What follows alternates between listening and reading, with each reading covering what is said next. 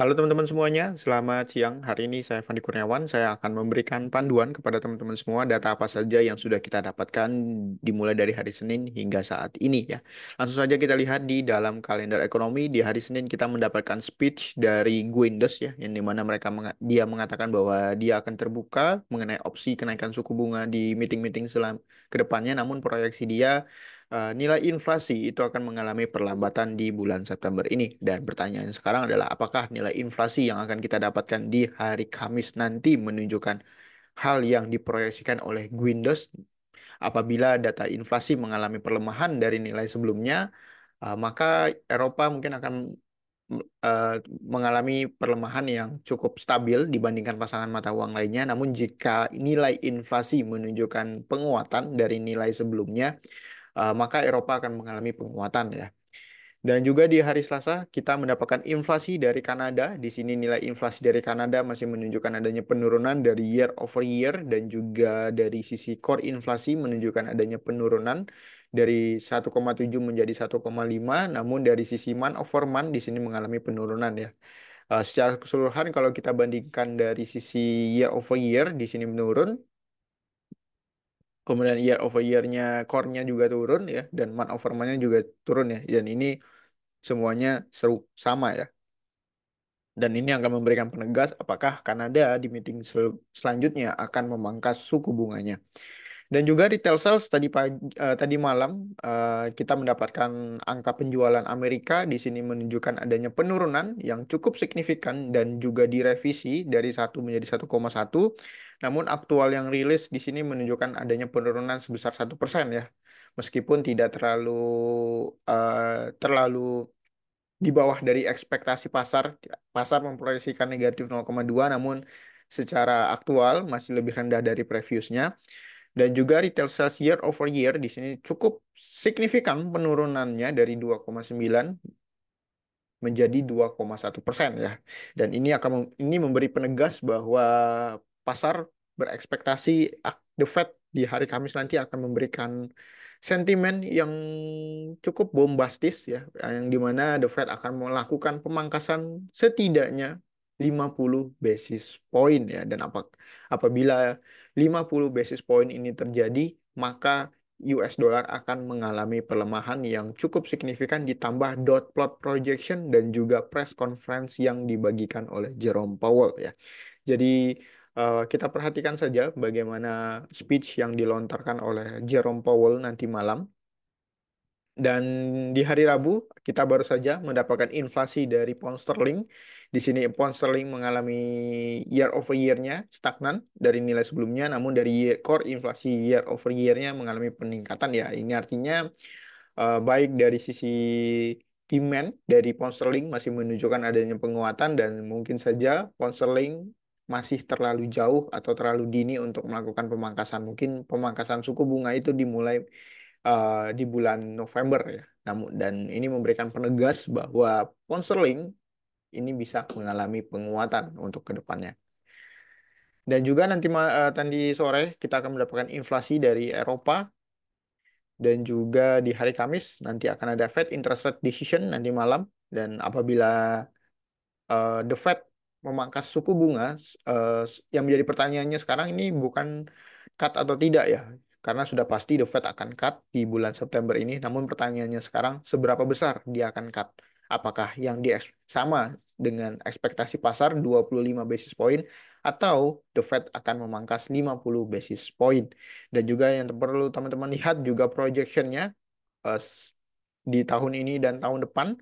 Kalau di tahun ini dari meeting bulan Juli kemarin, The Fed sudah proyeksi bahwa mungkin The Fed akan memangkas 2 kali di tahun 2024. Namun ke depannya di tahun depan itu seperti apa? Apakah dia akan terus memangkas suku bunga secara bertahap?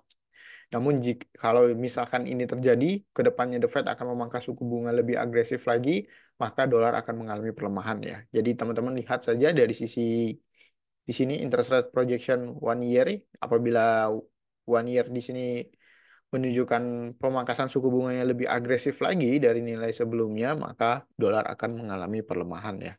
Dan ditambah press conference. Dan akan ada BO interest rate di hari Kamisnya.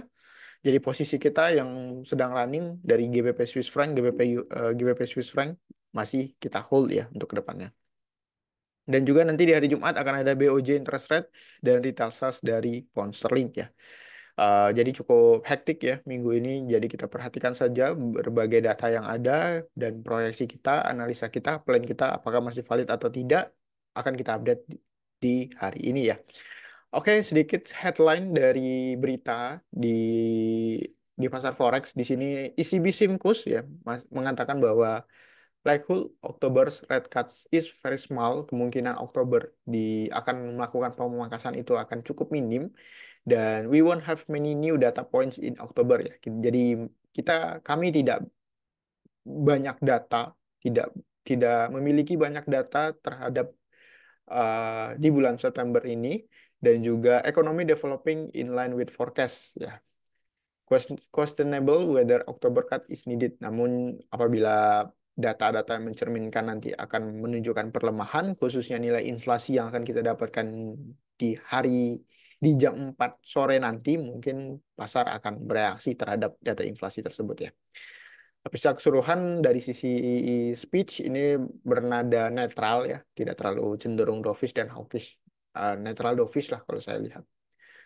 Dan di sini setelah data retail sales yang kita dapatkan di sini para analis dari Ing Economic pasar bergejolak bahwa we sense market may be posting the pricing for tomorrow FOMC rate cut closer to 50 basis point ya.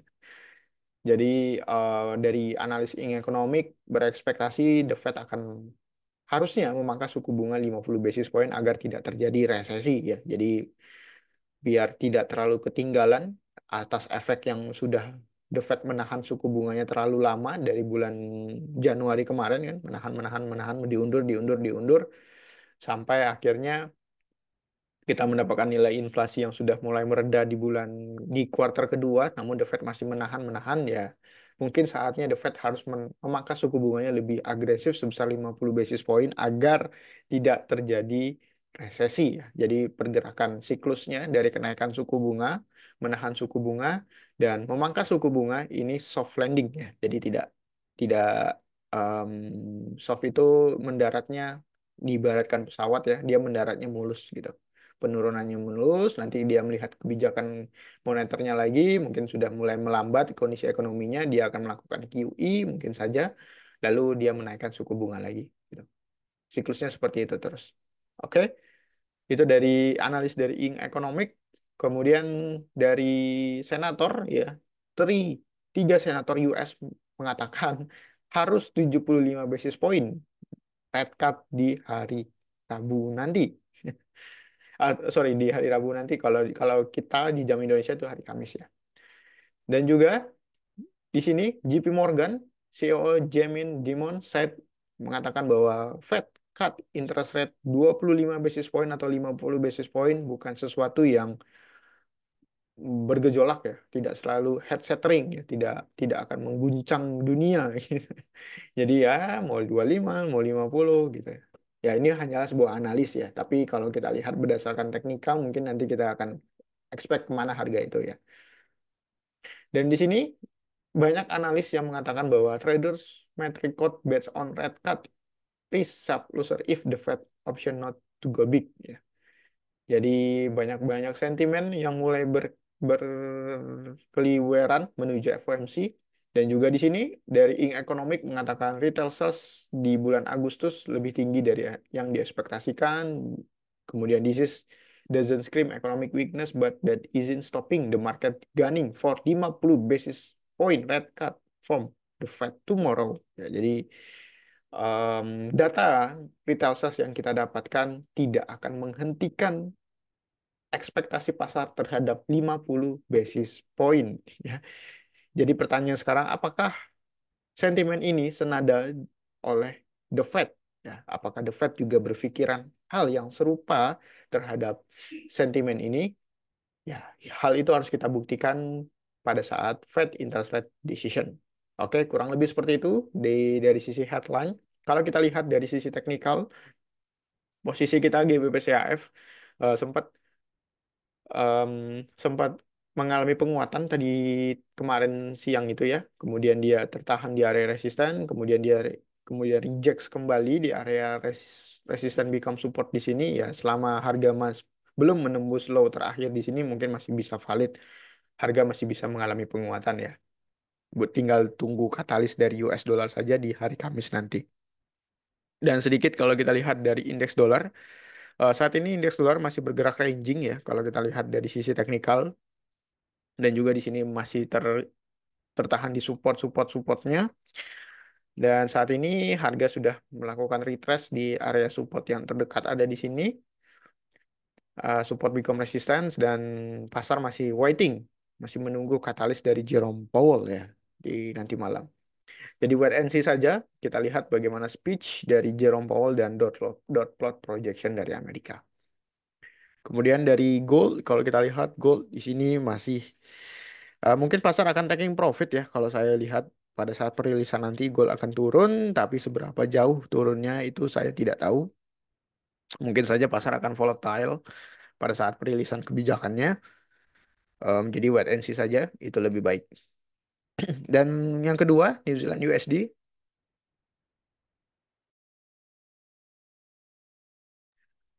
Yang kedua, New Zealand USD di sini masih kita lihat dari segi structure di sini membuat higher high, higher low, higher high, higher low dan expect mungkin pada saat press release dari Amerika, dot plot projection akan mengalami penguatan yang cukup signifikan ya. Pergerakannya akan besar nanti. Ya, ini tinggal konfirmasi aja. Kita tinggal tunggu konfirmasi dari Jerome Powell saja. Kemudian Euro Swiss franc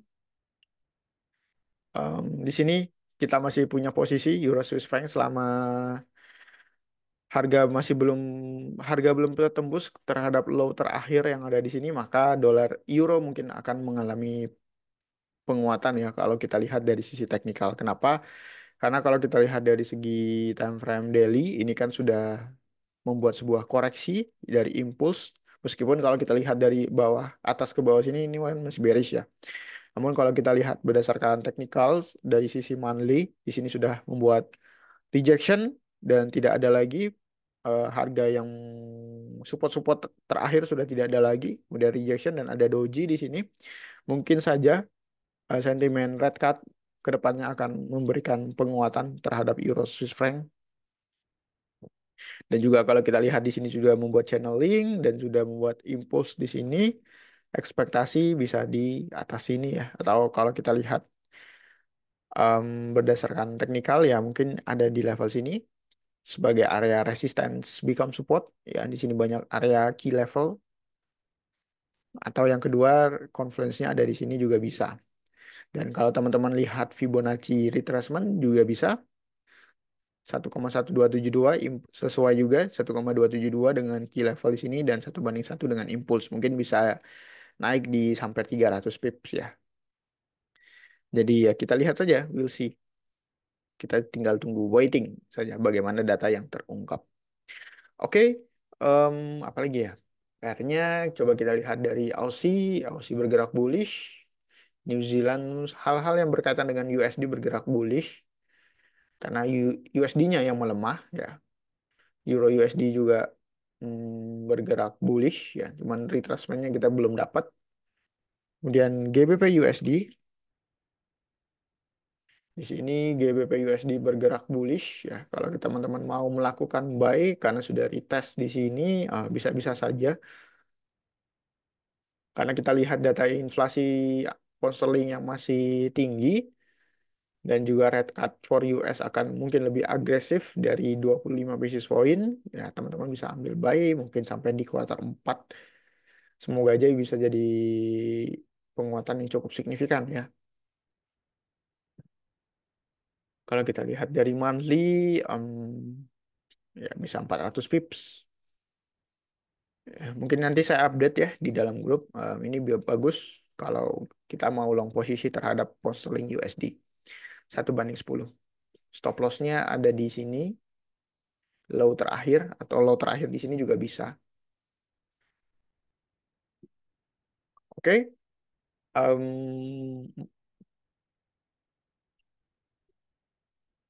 Oke, tidak ada lagi ya pair yang bisa saya share. Mungkin akan saya update nanti berdasarkan teknikal ya. Jadi untuk UJ saya masih hold, kita masih hold saja. Harga masih retest, break and retest, yang mungkin pergerakannya masih choppy ya, masih masih tidak tidak serta-merta bergerak lurus seperti ini ya. Tapi kalau sentimennya udah jelas, mungkin harga bisa turun lebih dalam lagi. Oke, mungkin itu aja yang bisa saya share kepada teman-teman semuanya. Happy trading and safe trading.